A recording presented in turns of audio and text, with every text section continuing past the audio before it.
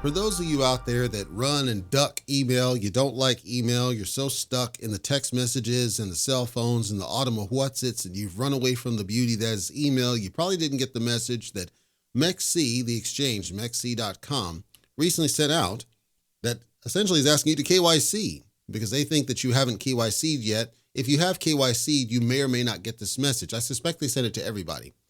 This is a theory. I can't say for sure because I can't see your box. Regardless, it implies that you need to do KYC at least at the basic level. So they have primary and they have advanced, and then they allow non-KYC for bare basic trades.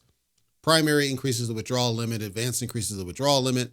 Primary asks for basic information, advanced asks for facial recognition. They're saying you need to do at least one of these KYCs before June 30th, 2024. Otherwise, your account will be liquidated effectively. So you'll be able to withdraw tokens. But let's say you have open futures or other trades. What they're saying is that those are going to be liquidated if you don't do it. Now, I went to the site, MEXC.com specifically, because when I looked at the email, I thought maybe it's some sort of a scammer.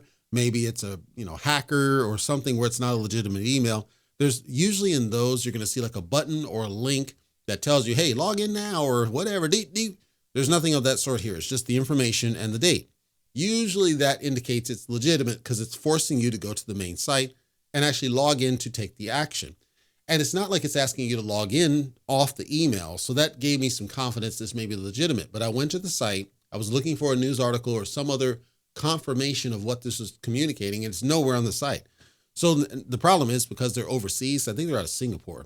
Because they're overseas, they just may be incompetent. They don't understand how to get their website up to date with all these information pieces so that you can verify what you're being told. Maybe they're just stupid.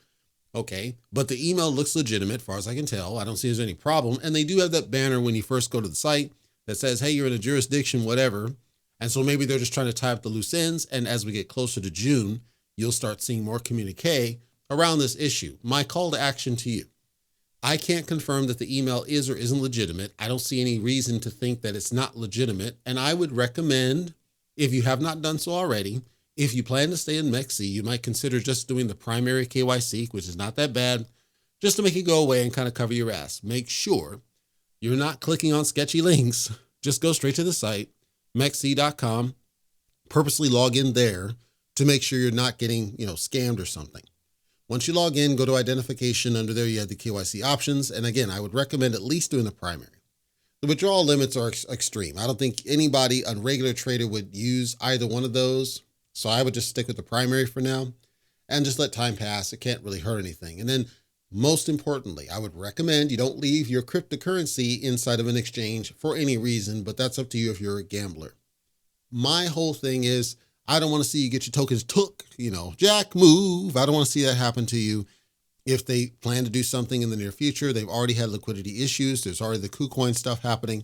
There's a lot of shifts and things, and I'm bringing this up to the front because, again, a lot of people have abandoned email, and I really wish you didn't because email is beautiful and amazing.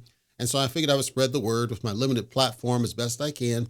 In the event you're trading MEXC, you probably want to go ahead and get the primary KYC out of the way in the event something happens. I can't say it is or isn't. Don't come at me talking about whatever, FUD, whatever. It's what I see on the message.